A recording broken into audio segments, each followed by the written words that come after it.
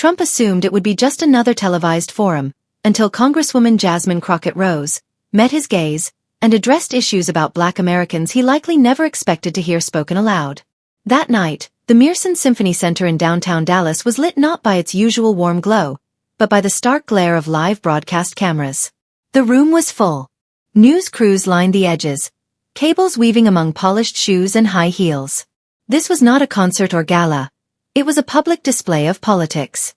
Weeks of preparation had led to this. A national conversation on race, policy, and America's future, happening live before millions. At center stage stood President Donald Trump, still in office and still divisive. His red tie pressed against a crisp white shirt, hands resting firmly on the podium. He scanned the audience, landing on a panel of lawmakers, including Congresswoman Jasmine Crockett from Texas' 30th District. She appeared composed, almost unnervingly calm, dressed in a tailored black suit, hair pinned back neatly. Her preparation had been private. No advisors hovering, just a binder, a worn yellow legal pad, and a sharp mind. The moderator, a gray-haired PBS veteran, opened politely. Tonight, we bring together leaders from across the political spectrum for a meaningful conversation, one our country has needed for too long. The first question was soft. Mr. President, in recent interviews, you've discussed your administration's impact on minority communities. Could you share what you consider your strongest achievement in this area? Trump responded without hesitation. Thank you. I've said it before, and the numbers show it. Black unemployment reached historic lows under my administration. We created opportunity zones, funded HBCUs permanently. I've done more for Black Americans than any president since Abraham Lincoln, some say even more. The audience reacted with polite claps, a few cheers, some silence. Jasmine looked up, unflinching. Trump continued, and the fake news won't admit it, but people can see and feel what we've done. The moderator turned to Crockett. Congresswoman, your thoughts? She adjusted her mic, cleared her throat, and spoke in a calm, focused tone. Mr. President, she said directly, Black people are not bullet points or statistics. We live with the consequences of your policies. We carry them. I grew up in Duncanville, 15 minutes from here. My neighbors lost homes during your tax overhaul. My uncle couldn't secure a small business loan after the pandemic. When we protested police brutality, we weren't asking about unemployment. We were asking to live safely. Trump leaned forward, but Jasmine pressed on. I've read the numbers, sir, but I've also read the stories and I've lived some of them. When you claim you've done more for Black Americans than Lincoln, we hear something very different. Trump raised his eyebrows, muttering to a senator beside him, who smiled nervously. The moderator intervened. Let's give everyone a chance to respond. President Trump, we'll return to you shortly. Jasmine did not look away. The room's tension had shifted. Before we go further, she said, let's be honest. There's a pattern, not just in policy, but in how you speak about us, whom you listen to and what you prioritize. Trump straightened, smirking but silent. You mentioned Black unemployment, she continued, but not Black wages, maternal mortality, or the fact that during COVID we had less access to testing, vaccines, and recovery funding. Trump interrupted. Excuse me, that's false. She raised a hand calmly. Mr. President, you'll have your turn. I waited for mine. The audience stirred. Gasps, claps.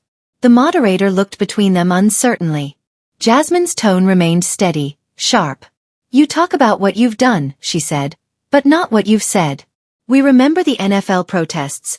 You called players sons of, and told them to be grateful. Trump grew visibly irritated. I was talking about disrespecting the flag. Jasmine nodded, absorbing his point. Mr. President, some of our children cannot survive a traffic stop. The statement unsettled the crowd. Other lawmakers shifted. Trump's face flushed slightly. I represent people who've been profiled, redlined, denied generational wealth, she continued. People who heard your response to Charlottesville and your claim that there were very fine people on both sides. That's not what I said, Trump barked. But that's what we heard. You said, stand back and stand by to the Proud Boys, she replied. You called countries like Haiti and Nigeria shitholes. We didn't make that up. Trump shook his head. His silence spoke volumes. Jasmine leaned slightly closer, voice low but firm.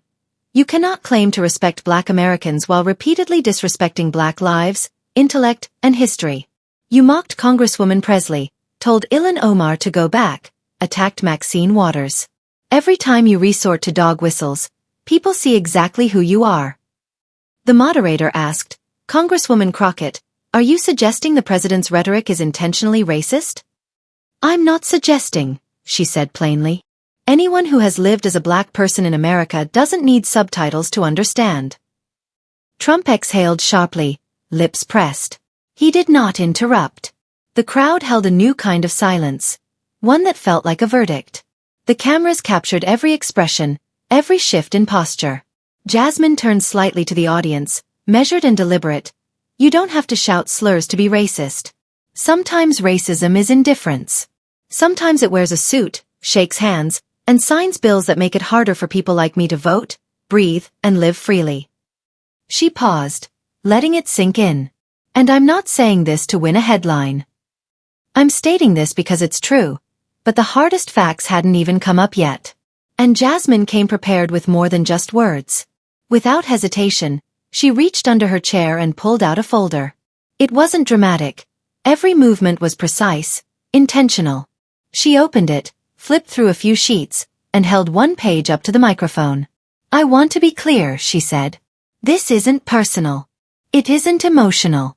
This is documented. It's a legal record. She angled the paper so the camera could see. United States versus Trump Management Incorporated, 1973. The Department of Justice had sued Trump and his father for racial discrimination in housing. Applications marked C for colored were rejected, while white families were offered different terms. The moderator shifted uncomfortably. Jasmine placed the document on the desk and picked up another. An excerpt from a 1990 Vanity Fair interview with John O'Donnell. One of your former executives quoted you saying, and I quote, "Black guys counting my money, I hate it. The only kind of people I want counting my money are short guys that wear yarmulkes every day." You never denied it under oath, the moderator noted. Trump shook his head, chuckling sharply. That guy was a nobody, a liar, and yet I gave him an executive title. Jasmine replied without hesitation, funny how your team becomes liars once they leave. She reached for another page. You ran a full-page ad in 4 New York newspapers in 1989 calling for the death penalty for 5 Black and Latino boys in the Central Park case. You said, bring back the death penalty. Bring back our police. They were children, innocent, exonerated by DNA, and you never apologized. Trump opened his mouth, but she interrupted calmly, with precise clarity.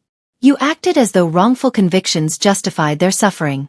And you expect Black Americans to forget that. You act as if mothers forget their sons' pain. Her voice remained steady, yet every word carried weight. The moderator looked stunned. Some panelists avoided eye contact. The audience was silent. Trump took a sip of water, trying to regroup, but Jasmine continued. You revoked diversity training in federal institutions, calling it un-American propaganda. You labeled teaching the history of slavery, redlining, voter suppression, and mass incarceration as divisive. You opposed the 1619 Project, claiming it threatened national unity. Educators tried to teach history that included us, centered us, and you labeled them radicals. Trump leaned toward the mic, attempting a laugh. That's because they are radicals. They're rewriting history. Jasmine blinked. The only people who fear the truth are the ones it convicts. Heads turned. I didn't come here to play respectability politics, she continued. I didn't come to be polite about injustice because Black Americans have spent generations being polite and still suffered from policies meant to break us. She tapped her folder. Let's discuss your administration's push for voter ID laws in majority Black counties. Let's talk about your attempt to throw out legally cast ballots in Detroit, Philadelphia, and Milwaukee. Trump interrupted. That's about fraud. Everyone knows it. Jasmine didn't flinch. People know when they are targeted, when their voices are diluted, when their votes are treated as suspicious because of where they live or who they are. Trump rolled his eyes. Here we go again. Yes, Jasmine replied softly.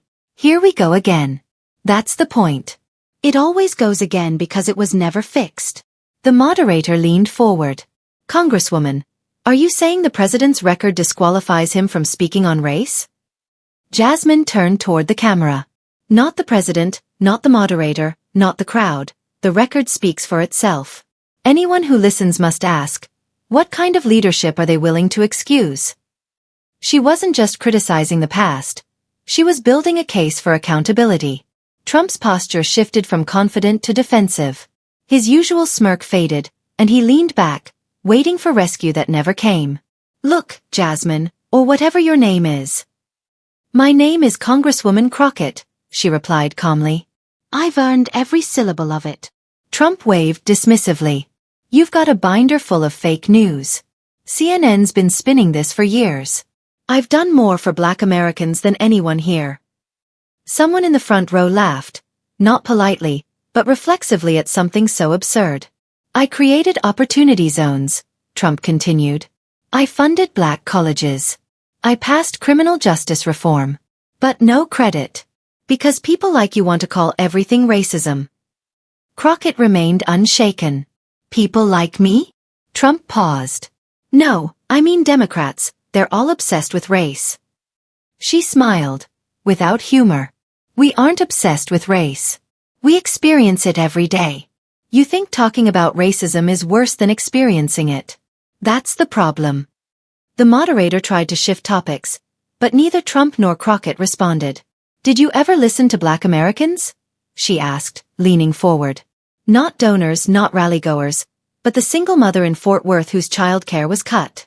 The teenager in Shreveport whose school funding was gutted. The family in Jackson whose water turned brown while your EPA rolled back protections. Trump rolled his eyes. Now you're blaming me for water? Leadership is taking responsibility, even for what you didn't cause, she said. Trump tried to justify himself. I did listen. I had Kanye. I had Diamond and Silk. 2 entertainers and a YouTube duo, Jasmine replied. No mayors, no community leaders, no school superintendents. Just people who clap for you on TV. Laughter spread through the audience. That's not outreach. That's optics. Trump was silent. Jasmine leaned forward. I'm not afraid of you. The moderator tried again, but the dynamic had changed. Trump was no longer dominating. He was defending himself. Social media was already buzzing. Clips, hashtags, reactions. Jasmine softened her tone. Let me tell you about my cousin Darnell. He lived in Longview, Texas. A good kid, quiet, loved to draw superheroes, wanted to be an architect. One night, at 17, he was pulled over for a broken tail light. He never made it home. Trump shifted. Jasmine looked down, then back up. He wasn't a headline. No marches. Just an empty chair at Sunday dinner. Leadership means facing the consequences of these realities. I ran for Congress not for power or clout, but because I'm tired of burying people like Darnell. Her voice cracked slightly. Proof that she wasn't reading, she was speaking from experience. You tell us to be grateful. Grateful for jobs. Opportunity zones. We aren't guests in this country. We build it. Our labor raised the buildings. You've claimed our votes, our work, and yet we still wait for full citizenship. Trump stared. Silent. Jasmine continued, and I don't care if this makes you uncomfortable. We've been uncomfortable for centuries. In classrooms that erased our history, hospitals that ignored our pain, banks that denied our loans, and cities where Confederate statues get more protection than Black teenagers with Skittles. A woman in the audience wiped a tear. Jasmine stayed in the moment. There's a reason I came with papers tonight. Not to embarrass, but because we've been gaslit for too long. Told we're imagining things. Told to work harder, speak softer, wear a suit, and things will change. But they haven't. Darnell wore a polo shirt. Yet, he didn't make it. The moderator looked momentarily stunned, opening his mouth and then closing it. Trump finally spoke quietly. I'm sorry for your cousin. Jasmine met his gaze. Thank you. But he's not just my cousin. He's our responsibility. The system didn't fail that night. It worked exactly as it was designed. That statement landed like a punch. This isn't about party lines anymore, she continued. It's about whether we fix the design or keep pretending it broke by accident. The moderator cleared his throat. Congresswoman, do you trust the current administration? But the question never landed. Jasmine wasn't finished. I came here tonight, not because I enjoy these debates, she said, turning slightly toward the audience. I came because young people are watching. Black children are watching. People who have felt invisible every time politicians used our pain as punctuation are watching. She leaned into the microphone one last time. I came so they'd know, we see them, we hear them, and we're not done fighting yet. But the fight was only halfway through, and the pushback was about to start. The silence after her words felt heavier than applause, the kind that makes people rethink what they thought they knew. Trump, however, was not one to let silence linger. He scoffed and shook his head. You know the real problem? People like you make everything about race, every issue, every policy. It's always about color with you. Jasmine sat back, resting her arms on the table, not looking at him immediately. Trump pressed on. I've built businesses. I've worked with everyone, black, white, Hispanic. And yet, I'm still called a racist just for saying what everyone else thinks. He scanned the audience, trying to reset the tone. America's tired of this. Tired of being labeled bigots. Tired of the victim narrative. Tired of the culture of blame. The moderator raised his hand. Mr. President, let's... No, Trump interrupted. Let's tell the truth. I've been successful. I didn't inherit these problems. I tried to fix them. And now people like her, he pointed at Jasmine, want to call me the villain. Jasmine finally looked at him. Mr. President, nobody has to call you the villain. You've been writing that role for yourself for years. A ripple of murmurs moved through the room. Trump leaned forward, irritated. You don't know what I've done. You think sitting here with a folder of complaints qualifies you to judge a presidency? I think living through the impact of those decisions makes me more than qualified, Jasmine replied. And I think Americans are tired too, but not in the way you think. They're tired of leaders who cause damage and then deny it. Trump's face reddened. You're lucky to be on this stage with me. It's quiet. I didn't come here to feel lucky, she said. I came to tell the truth. The moderator tried again, voice tight.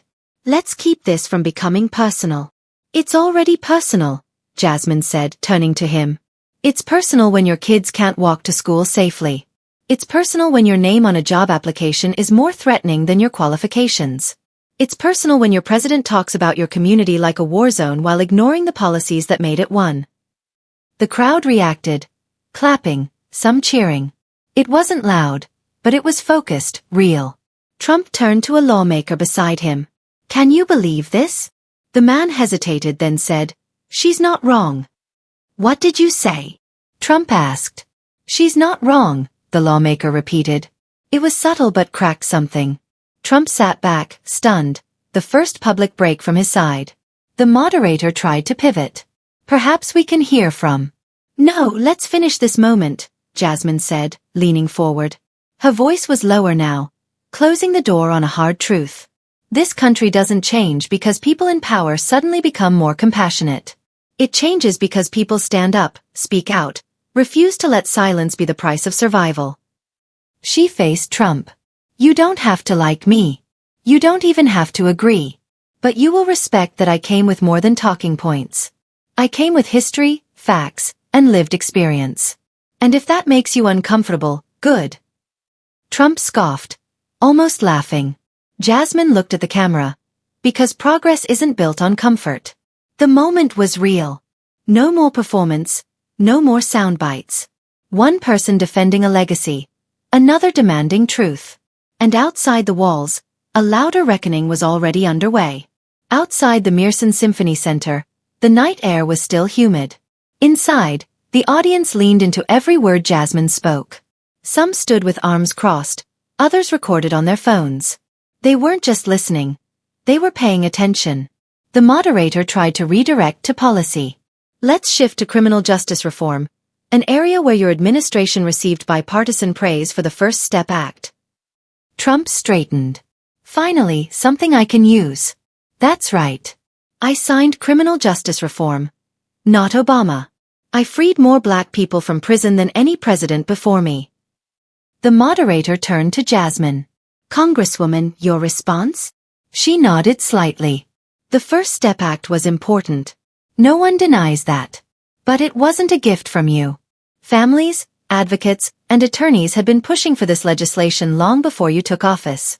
That bill passed despite how you talk about us, not because of it. Trump interrupted. I signed it. I made it law. You signed it, she said calmly. You didn't write it. You didn't understand it. And after signing, you undermined it by reinstating federal executions. As the moderator tried to pivot again, the dynamic had shifted. The president was no longer dominating. He was defending. Behind them, a news ticker ran. Social media exploded. Clips circulated. Hashtags emerged. Jasmine had spoken, unafraid. The moderator shifted topics again. Congressman Randall, bipartisan education reform, your take? The camera cut to an older white man. His voice was thin, distracted. No one was really listening. Not in the room, not at home. Jasmine folded her folder. She had said what needed to be said, not for comfort, not for clout, but because silence is never neutral. And now the silence was gone. Something raw was rising. Since we're talking about impact, she said softer now, let me tell you about my cousin Darnell. Trump leaned back, arms crossed. He lived in Longview, Texas. Good kid, smiled more than he spoke. Loved drawing superheroes. Little sketchbooks stacked in his room. He wanted to be an architect. The room quieted. Her voice held everyone's attention. One night, at 17, he was driving home from his part-time job at Sonic. Pulled over for a broken tail light. He reached for his insurance card. The officer said he moved too fast. Darnell never made it home. Trump shifted in his chair. Jasmine looked down briefly, then back up. He wasn't a headline. He wasn't a trending hashtag. No protests, no marches. Just a family with an empty chair at Sunday dinner. No one to call for help. She let it hang. You want to talk policy? Your record? Let's talk about what it feels like to grow up knowing any encounter with law enforcement could be your last. That's why I ran for Congress. Not for power, not for clout, but because I'm tired of burying people like Darnell. Her voice cracked slightly. Not in weakness, but as proof she lived her words. You tell us to be grateful. For jobs, opportunity zones, being here. We're not guests in this country, Mr. President. We built it. Our hands raised the buildings. You've slapped your name on our votes, made your office possible, and yet we still wait for full citizenship. Trump stared straight ahead, silent, perhaps unsure how to respond. I don't care if this makes you uncomfortable, Jasmine continued. We've been uncomfortable for centuries. In classrooms that erased our history. In hospitals that ignored our pain. In banks that denied loans. In cities where Confederate statues get more protection than a black teenager walking home with a bag of Skittles. A woman in the crowd wiped a tear. Jasmine didn't soften the moment. She stayed in it. I brought papers tonight, not to embarrass, but because we've been gaslit for too long, told we're imagining things, told if we just work harder, speak softer, wear a suit, things will change. She paused. Darnell wore a polo shirt. He still didn't make it. The moderator looked stunned, opening and closing his mouth. Trump finally spoke quietly. I'm sorry for your cousin. Jasmine met his eyes. Thank you. But he's not just my cousin. He's our responsibility. The system didn't break that night. It worked exactly as it was designed. That sentence hit like a brick. This isn't about party lines anymore. It's about whether we're going to fix the design or keep pretending it broke by accident. The moderator cleared his throat. Congresswoman, do you believe the current administration? But Jasmine wasn't finished. I came here tonight not because I enjoy these debates. I came because young people are watching. Black children are watching. People who felt invisible every time a politician used our pain as punctuation. I came so they'd know, we see them, we hear them, and we're not done fighting yet. The silence that followed was heavier than applause.